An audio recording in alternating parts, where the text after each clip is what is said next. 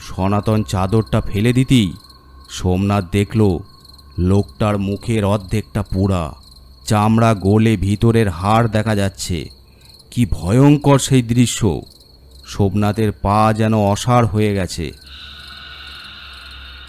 মানুষ ছিলাম আমি, এখন শুধু আমি একটা হিসাব।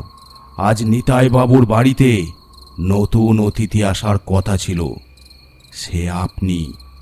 কিন্তু নিতাই আজ আর বেঁচে নেই। একটু আগেই আমি তার ঘরে ঢুকে তাকে শেষ করে দিয়ে এসেছি। সোমনাথ সর্বশক্তি এক করে দৌড় দিল, অন্ধের মতো দৌড়াতে লাগলো। কাদার মধ্যে কয়েকবার আছাড় খেল সে, কিন্তু থামল না। পিছনে সনাতনের অট্ট হাসি ভেসে আসতে লাগলো।